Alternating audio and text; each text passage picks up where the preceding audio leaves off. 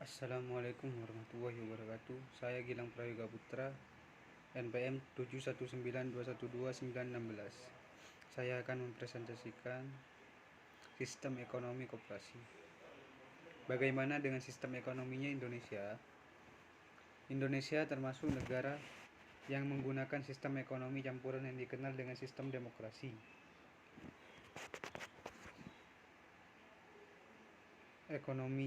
Sistem demokrasi ekonomi. Sistem demokrasi ekonomi dapat diartikan sebagai suatu sistem ekonomi di mana kegiatan ekonomi diatur oleh rakyat, dilaksanakan oleh rakyat, dan ditujukan untuk kesejahteraan rakyat. Di dalam sistem demokrasi ekonomi ini, segala produksi yang menguasai hajat hidup orang banyak dikuasai oleh negara, sedangkan produksi yang lainnya diserahkan pada pasar. Terhadap produksi yang lain ini, pemerintah hanya berperan sebagai pengawas pasar saja.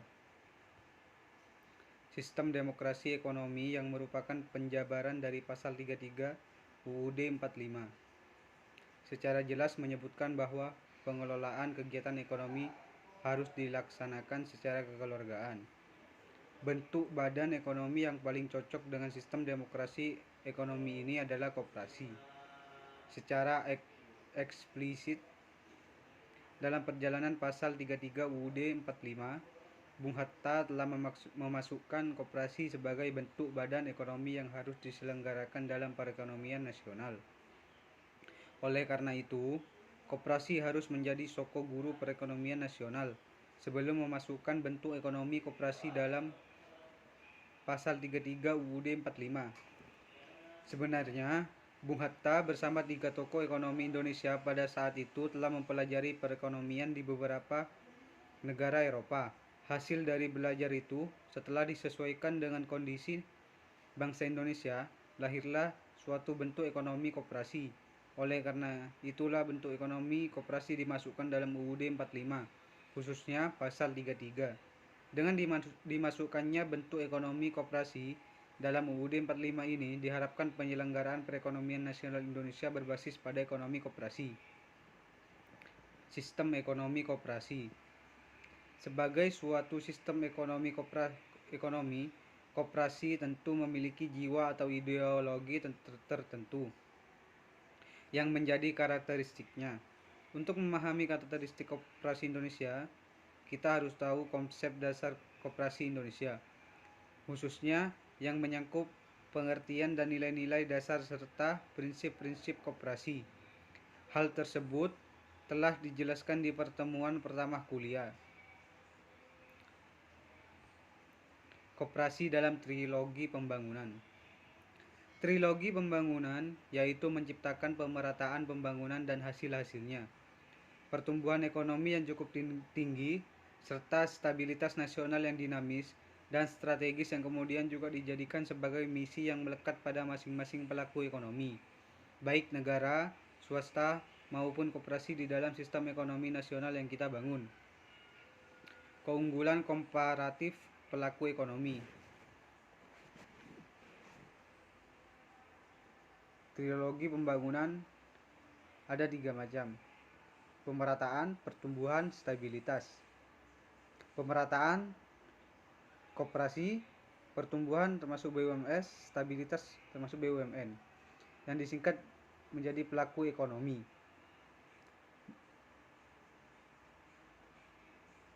Badan usaha koperasi ditinjau dari aspek prinsip-prinsip organisasinya. Lebih menitik beratkan pada asas pemerataan. Seiring dengan perubahan ruang, waktu dan nilai perjalanannya, koperasi juga berperan dalam pencapaian pertumbuhan dan stabilitas ekonomi nasional. Syarat pendirian koperasi.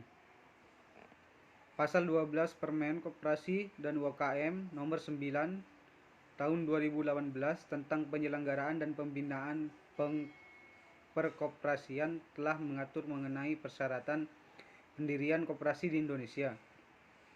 Pendirian koperasi dilakukan dengan mengadakan rapat pendirian koperasi yang harus dihadiri oleh para pendiri dan juga dihadiri oleh pejabat yang berguna untuk melakukan penyuluhan terkait koperasi. Jumlah orang yang hadir dalam pendirian koperasi akan berbeda tergantung jenisnya. Untuk pendirian koperasi primer dihadiri oleh 20 orang dan akan lebih sedikit untuk koperasi sekunder. Syarat koperasi primer. Pendiri koperasi mengajukan akte pendirian koperasi baik itu secara tertulis maupun secara elektronik kepada Menteri dengan melampirkan beberapa persyaratan, yaitu 2 rangkap akte pendirian koperasi atau bermaterai, berita acara rapat pendirian koperasi, surat bukti penyetoran modal, rencana awal kegiatan koperasi. Syarat koperasi sekunder. Syarat untuk mendirikan koperasi sekunder sama seperti koperasi primer, namun terdapat beberapa tambahan. Dokumen berupa hasil berita acara rapat pendirian, keputusan pengesahan badan hukum koperasi primer dan atau sekunder, NPWP aktif untuk setiap calon anggota koperasi primer atau sekunder. Syarat koperasi simpan pinjam atau KSP. Terdapat persyaratan khusus untuk KSP yang bisa dilihat pada pasal 10 ayat 5 Permen Koperasi dan UKM nomor 9 tahun 2016. Setelah pengajuan akta pendirian koperasi dan mendapatkan penilaian terkait anggaran dasar serta persyaratan administrasi, maka Menteri akan menerbitkan 2 opsi surat, yaitu surat keputusan atau SK penerimaan atau penolakan.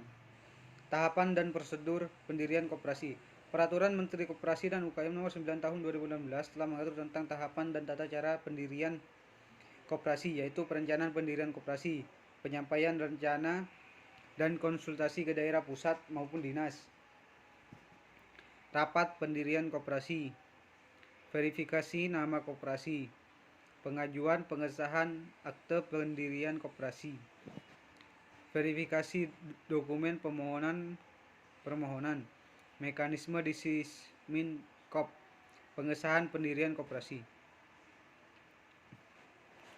Awal modal pendirian koperasi. Modal sendiri berasal dari 1. Simpanan pokok, 2. Simpanan wajib, 3.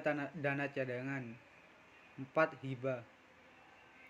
Modal pinjaman berasal dari anggota, calon anggota koperasi lain atau anggotanya, bank dan lembaga keuangan lainnya, penerbitan obligasi, surat utang lainnya dengan sumber yang sah. Terima kasih. Assalamualaikum warahmatullahi wabarakatuh.